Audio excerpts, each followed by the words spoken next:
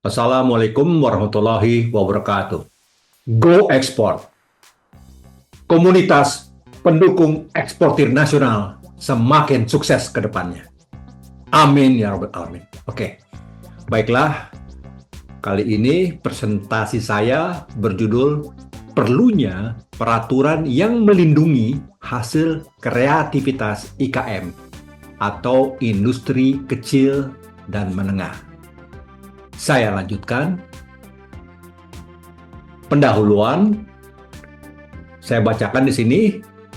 Selain Undang-Undang Perlindungan Konsumen Nomor 8 Tahun 1999, bangsa Indonesia juga wajib memiliki Undang-Undang Perlindungan Produsen.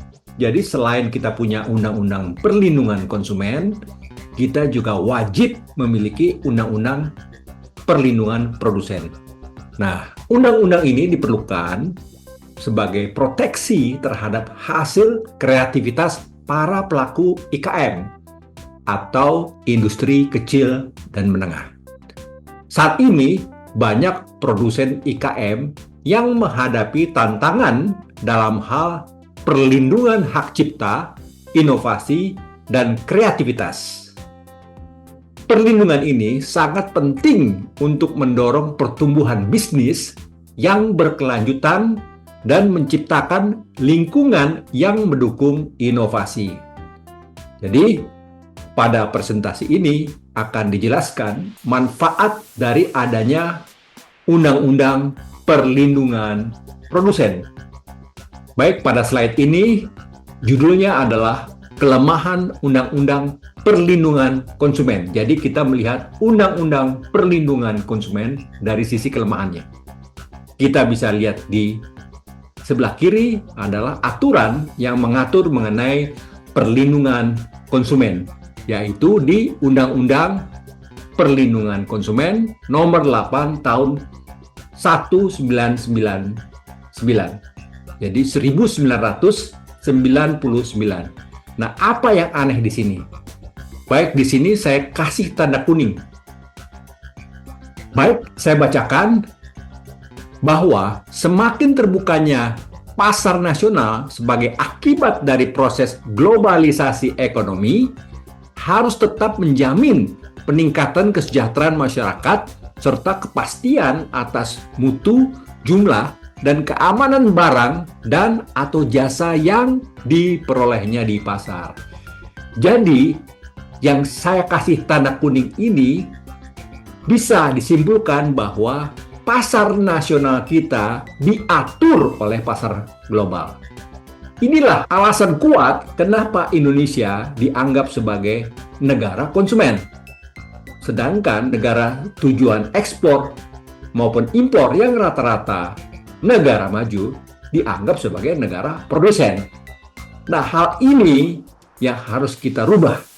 Kalau kita pertahankan, tentunya juga posisi kita akan rugi. Bayangkan aja, artinya banyak kreativitas kita yang tidak bisa tersalurkan. Karena intinya adalah kita menerima, bukan memberi. Kita adalah konsumen. Jadi sulit bagi kita untuk menjadi produsen.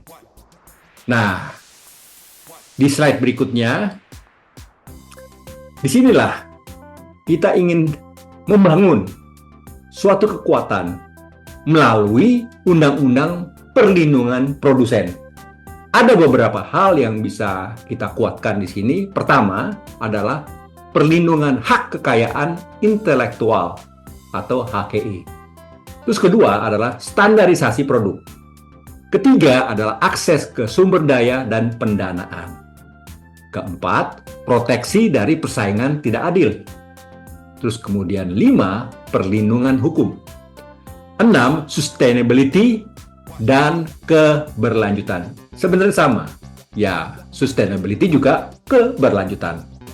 Terus kemudian yang tidak kalah penting terakhir adalah pendidikan dan pelatihan. Mari kita jabarkan satu-satu. Pertama adalah perlindungan hak kekayaan intelektual atau HKI. HKI ya. HKI, bukan HKI. HKI. Jadi salah satu tujuan utama dari Undang-Undang Perlindungan Produsen adalah memberikan perlindungan penuh terhadap kreativitas dan inovasi para pelaku IKM. Beberapa aspek yang dapat dicakup oleh undang-undang ini meliputi paten, itu melindungi teknologi, proses, atau metode produksi baru yang dikembangkan oleh IKM. Terus kedua, desain industri. Nah, ini di sini perlindungan untuk desain produk yang unik dan memiliki nilai komersial, sehingga desain tersebut tidak dapat dengan mudah dijiplak oleh negara lain atau pihak lain. Gitu. Terus kemudian ketiga adalah hak cipta untuk karya seni, logo, atau branding yang dihasilkan oleh IKM.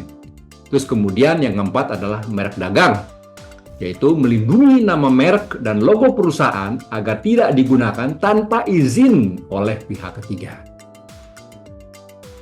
Terus kemudian yang kedua adalah standarisasi produk. Perlindungan produsen juga harus mencakup peningkatan standar mutu produk.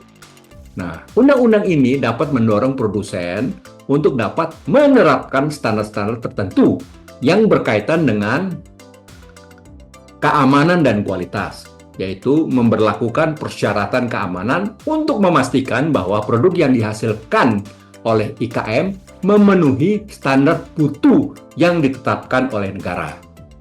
Terus kemudian, kedua, terukur dan tertelusur. Nah, sistem yang memungkinkan setiap produk memiliki jejak informasi yang lengkap dan bahan baku hingga produk akhir, sehingga konsumen dapat mengetahui asal-usul dan proses produksi. Terus kemudian, terakhir adalah sertifikasi produk. Nah, mengharuskan IKM untuk mendapatkan sertifikasi yang diakui secara nasional atau internasional. Misalnya, SNI atau Standar Nasional Indonesia. Tetapi yang jelas di sini SNI yang juga berlaku secara internasional, agar produk IKM bisa bersaing di pasar global, seperti itu. Ketiga, akses ke sumber daya dan pendanaan. Jadi salah satu perlindungan bagi produsen adalah memastikan akses terhadap sumber daya yang mereka butuhkan untuk terus berinovasi dan meningkatkan kapasitas produksinya. Undang-undang ini dapat mencakup pertama insentif pajak, yaitu memberikan keringanan pajak atau insentif fiskal bagi IKM yang melakukan investasi dalam inovasi, teknologi ramah lingkungan, atau peningkatan kualitas produk. Kemudian kedua, pendanaan yang terjangkau. Jadi mengatur kemudahan akses kepada skema pembiayaan yang sesuai dengan kapasitas IKM, dimulai dari sesuatu yang kecil, gitu. Termasuk kredit lunak, modal ventura, atau hibah dari pemerintah. Terus kemudian ketiga adalah akses ke teknologi. Jadi di sini menyediakan kemudahan untuk mendapatkan alat produksi atau teknologi yang lebih modern dengan harga terjangkau, sehingga IKM dapat lebih kompetitif. Saya lanjutkan. Berikutnya adalah proteksi dari persaingan yang tidak adil. Nah, banyak pelaku IKM yang sulit bersaing karena tertekan oleh produk impor atau perusahaan besar.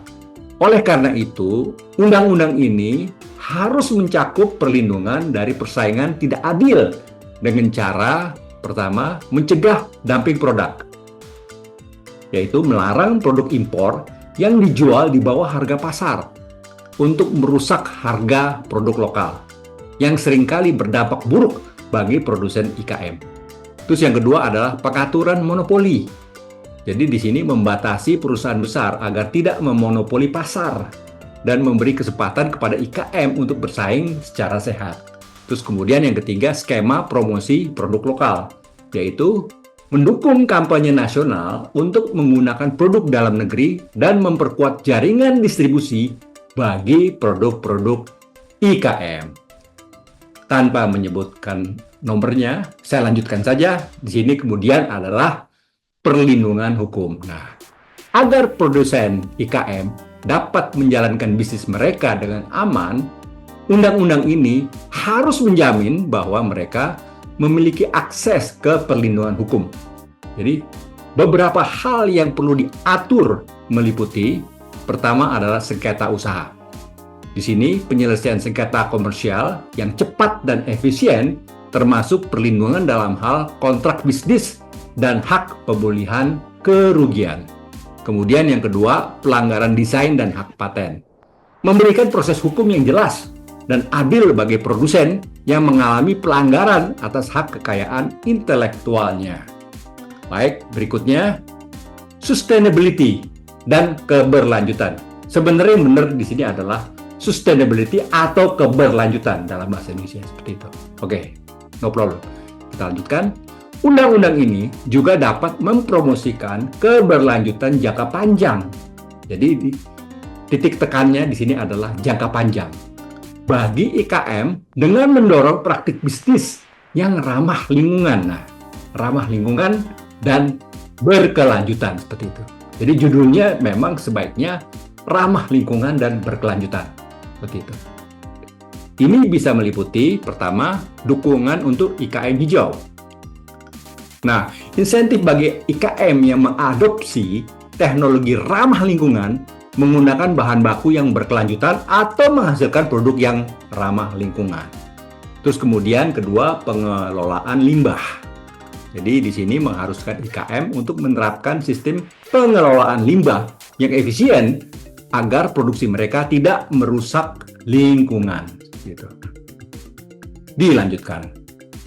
Pendidikan pelatihan, ini juga penting.